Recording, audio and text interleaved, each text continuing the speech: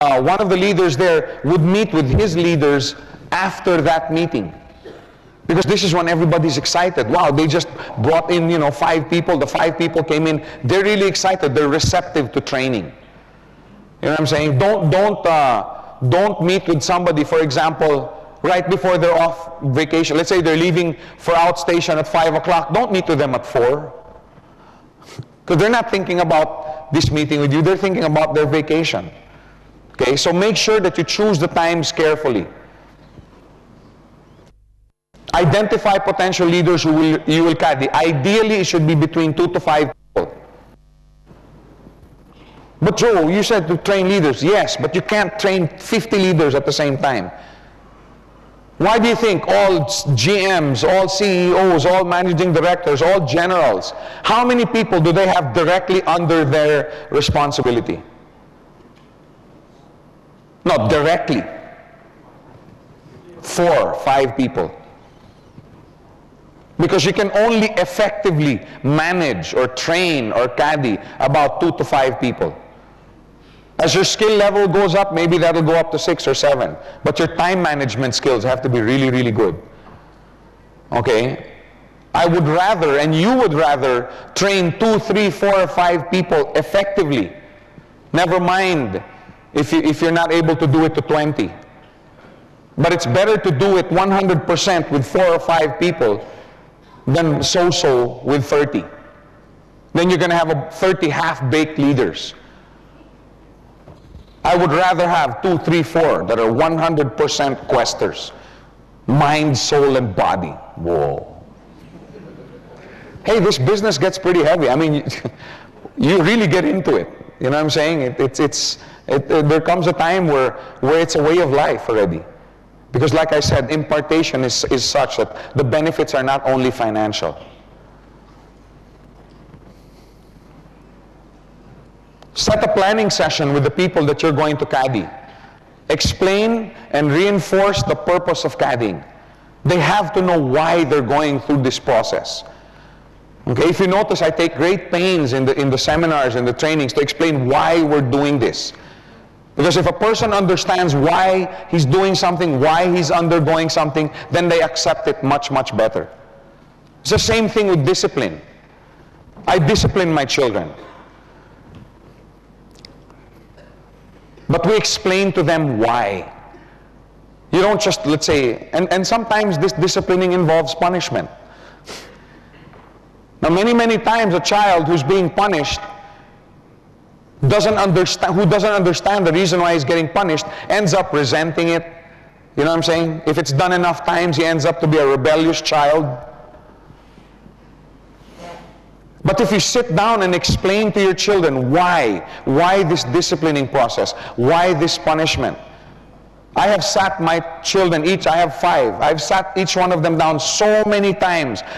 Mommy and I, we discipline you and we punish you because we love you and we want you to grow up following these guidelines. We have a certain set of guidelines that, okay, this is the way how to be a proper human being on this earth. And the reason that we're punishing you is because we want to make sure, because we love it. You know, it's easier, we explain to them, it's easier for us to just keep saying yes. Right? Isn't it easier to tell a child, yeah, okay, go ahead, do it. But then when they get to be 17, 18, 19, 20 years old, and they're so used to just doing things the way they want, and we explain to them, we punish you, we discipline you because we love you.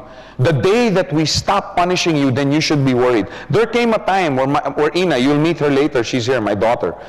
When she was about 6, okay, there was one, and you have to be consistent. With children, you have to be consistent with your discipline. And like you can't just punish when you're in a bad mood. You know what I'm saying? Because then they'll think it has to do with anger. No, it has to do with because we're punishing you because we love you. We're disciplining you because we love you. And there was one particular time when I was very busy and I wasn't able to punish. My daughter came up to me and she was crying. She was 6 years old. She goes, "Daddy, don't you love me anymore?" And I go, "Of course I do. Why?" "Because, I disobeyed and you didn't spank me. You didn't punish me." No, really, I mean, it blessed my heart. Because ever since she was a little girl, I've always told her, I'm punishing you because I love you and I want you to avoid these things. And she, Daddy, don't you love me anymore? All I'm trying to say here, okay, is make sure you explain why. Explain and reinforce why you're going to caddy. Because if children, okay, can get to the point where they love discipline and punishment simply because they know it's good for them, then what more the other stuff that's a little bit more pleasant than punishment and discipline? You know what I'm saying? Explain to them, the reason I'm caddying is because I want you to be this kind of leader. I want you to be this. Because sometimes that caddying will how do you call this, involve some disciplining. There are some people who go about this business the wrong way. Right?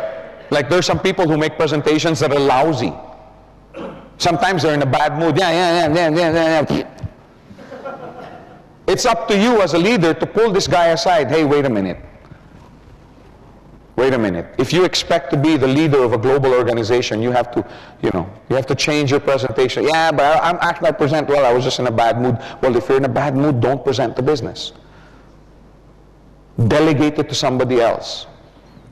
I mean, caddying involves disciplining.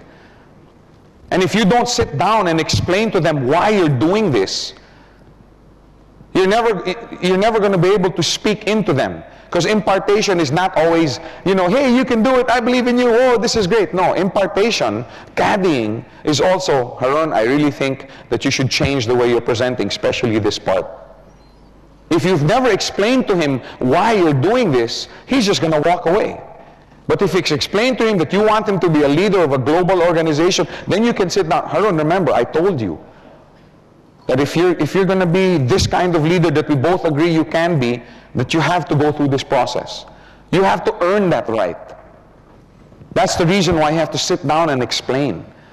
Some of you are looking really worried. Wow, Joe, that's a lot of time. Yes, it's a lot of time. This is not a get-rich-quick scheme. And if you want people outside to believe that this is not a get-rich-quick scheme, if you want governments of the world to not think that this is a get-rich-quick scheme, well, let's act like it. Let's show the world what this business is really about. Because I happen to believe that this is one of the best systems there is on the planet, and if we do it right, people are going to take notice. People are going to take notice, companies are going to take notice, governments are going to take notice, if we do it right. I don't know about you guys, I'm in this business for the long run. So yes, take the time, do what's good for our business. Agree on a fixed weekly schedule. Allocate the time. I am setting aside Wednesday afternoon, 3 to 6 o'clock to be with your group. Make sure that they're there. Make sure that you're there. Set the time. Agree on a short-term goal. Example, the coin and the first $400 check. Isn't that such a big milestone? Isn't that a big milestone? I don't know about you guys, man, when I got my first coin, I was excited. When I got my first check, I was excited. So was my wife.